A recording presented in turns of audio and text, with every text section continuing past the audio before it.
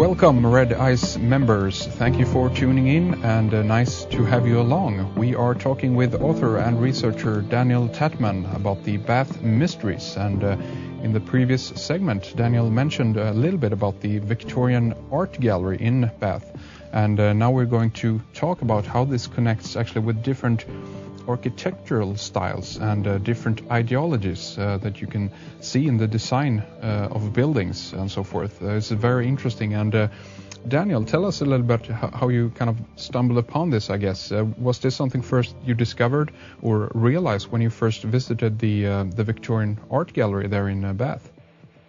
Sure. Well, the whole kind of concept, I'll kind of carry it on in the whole style of the life story. I mean, as I said, I grew up in Wales, and after I'd finished my school studies, I actually moved to Amsterdam and lived there for about 3 years. And when I was in Amsterdam working in quite a fine coffee shop, I met an old journalist called William Olmans, and he's quite well known actually in Holland. He does kind of material and alternative newspapers and things like this. And he used to always tell me about all of the different facets of the architecture within Amsterdam. So this was kind of my first real introduction into this. And one example, which anybody listening here now can go and click on now, if you look at a map of Amsterdam, and you actually look at the centre, which is called Dam Square, you'll see that in Dam Square there's a monument, an obelisk, and at the other end of it there's the palace, which is called Dam Palace. But if you actually look at this image, if you imagine that the palace is the head of a man, square, Dam Square, actually becomes his body.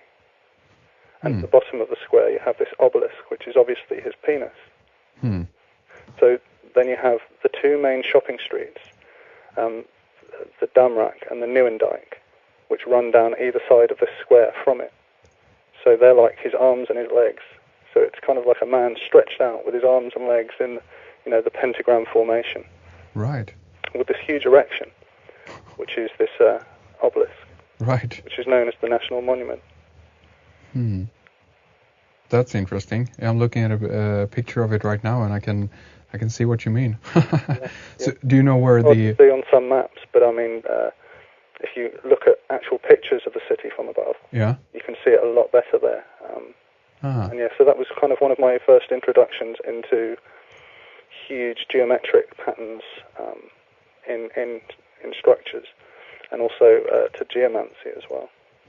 Do you know if the obelisk is, if it comes from somewhere else, as so many does, or did they build it themselves? Do you know? Apparently that it came from York. Really? In England. And York stone was very well respected, the same as Bath stone. Both places had lots of quarries, and they shipped stone all around Europe. And so apparently the obelisk that was put there was made from stone from York, which is interesting because you have this kind of overlap between York, Amsterdam, New Amsterdam, and New York. That's right.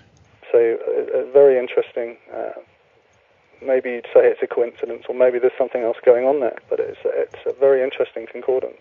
Well, exactly, and we can point out for those who don't know that particular connection there, that New York from the beginning was called New Amsterdam, right? Absolutely, yeah. Yeah, that was his original name, yeah.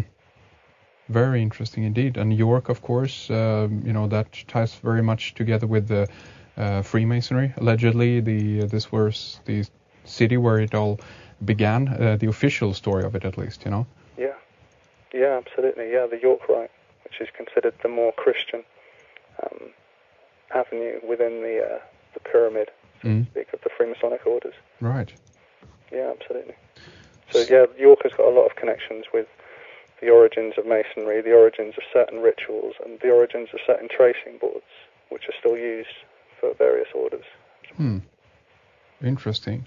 So you lived in Amsterdam for a while, and you got to know the author down there that you mentioned? Yeah. As I said, I got to know this journalist. He was kind of in his 50s, and so he'd been studying all of Holland very in depth. And as you might know, Holland's one of the most grossly overpopulated countries in the world for its size. Really? I didn't know that. Yeah, I mean, they've got gross, what do they call it, kind of condensified populations. So if you look at Europe on a satellite or a night photo, you can see that Holland is pretty much covered in roads, train tracks, stripped out fields and lights. The whole country. And so this guy had a really composite, huge knowledge of Holland, all of its history, all of its kind of political machinations, its fraternal orders, all of these things. So he was I was interested in all of these subjects and had been from an early age, and he kind of gave me a kind of a trained eye and gave me a connection to this. And so after I'd lived in Amsterdam for about 3 years, and I'd used it as a base to travel around a few European countries and observe this in other cities, I came back to the UK and then ended up moving into Bath. And so that pretty much carried on straight away. It was my interest from when I'd been travelling around, that I started to apply all of this knowledge that I'd been building up on the understanding of this city, because from every person I talked to, they all had a different thing which they found interesting about the city. But it had these very ancient beginnings, which are kind of shrouded in mystery. And so, yeah, the Victoria Gallery is one of these places. The entrance to it is and I will have pictures of this on the Blue blog, or we could maybe I could give them to you and you could put them in a slideshow. Definitely, we're going to have some of these up there so people can take a look at it, yeah. Brilliant, yeah. And so the actual entrance to this is a kind of a rotunda style, so it's a circular turret. And above it you have a goddess. She's actually kind of a mixture between a lady known as Brigid and Athena, the Greek sort of mother goddess.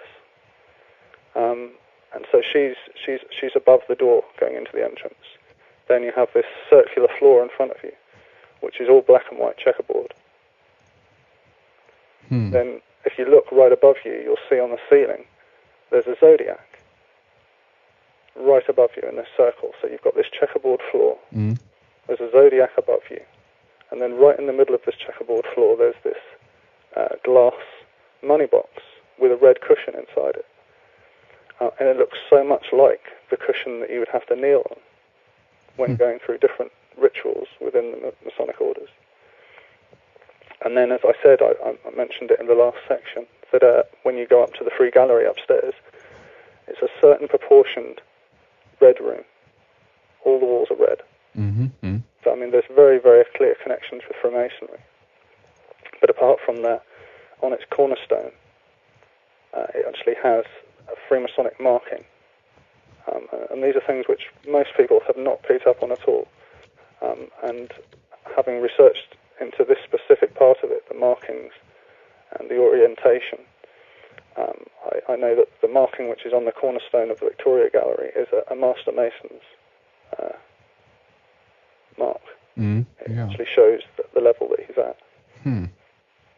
Interesting. And so this was one of the main keys to studying Bath, was because most of the architects were so happy that they were building from this sand and limestone, this particular beautiful yellowy white sand and limestone that you find in the area, using these Palladian and what we now call Georgian or neoclassical proportions, that they would always sign their work.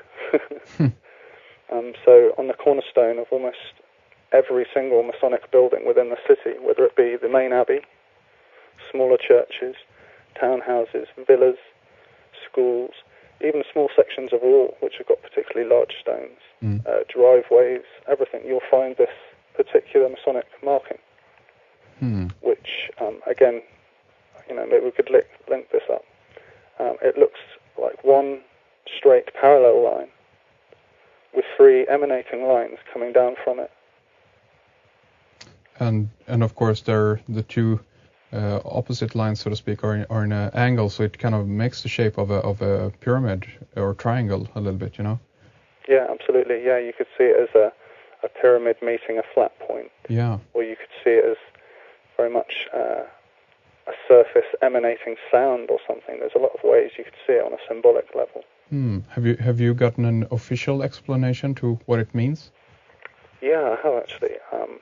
This is quite an interesting thing. Was that I was asking a lot of the stonemasons in the area because they are the guys obviously coming and touching up the carvings that are falling apart. Mm-hmm. And so, they're incredible artists, and they really understand these ratios and working with the stone. And so I asked them, what they thought of these cornerstone markings. And one guy in particular, he kind of said, "Oh, well, I'm very sorry to disappoint you, but that these markings are actually what they call benchmarks, and that these were put there by societies that were trying to map the topography and tomography of the land. Okay. So they would put them on the corners of buildings so that they could map out all the different heights. But something I found out from another stonemason, which I realised the other guy must have held back from me, was that yes, they were used as benchmarks later on for the mapping of the area, only because they were so accurately put always on the cornerstones with the orientation. So they were that accurate that they could actually use them in later years. Different societies used these Masonic markings then to map out the whole area. And so this was an interesting part of it, that he very much thought I had a very dim view of it and thought I wanted to see an evil conspiracy, which wasn't the case. I just wanted to know if they were Masonic markings. Yeah. But yeah, and so through various avenues of this and getting different conflicting tales from people, I eventually got a reply from a professor in America, a guy who had written lots of books on Masonic mausoleums, cemeteries, and certain types of structures. And he actually replied to me that it was a symbol which denoted the open lodge. So you have the square and the compass. And if you can imagine, the square and the compass are always placed upon a Bible. Right. Then you have the Bible which is closed, and the Bible which is open, and that indicates the opening and the closing of a lodge. Right, yeah. In their actual meetings, they will have it open at the beginning and close it at the end. Yeah. So he told me that this was a fundamental part of it. And I responded by telling him that I'd also found another 3 symbols which were similar, but slightly different. So there's one which looks exactly the same as the one I've described, but upside down. Then there's one which doesn't have the flat line, so it just looks like the 3 lines, like a little arrow pointing up. Yeah. And another one is an arrow just pointing down. And he'd already found out, but I wasn't a Freemason. He'd asked me this in the first email. Yeah. But he said that not even Freemasons really cared about this, so he didn't mind telling me about it. Okay. And that these 4, actually, they all represent different phases in connection with the opening of the actual lodge or the Temple of God. Okay. In reference to the Temple of Solomon. So the apprentice, the marking that I said just looks like an arrow pointing up, that would have been the mark for an apprentice, a Masonic architect apprentice. And I also found evidence for this anyway, because a lot of the smaller townhouses or little schools and buildings which obviously didn't have that much money spent on them would have just the arrow. Well, it looks like an arrow. I'm using that example because it's easier for people to visualize it. Sure.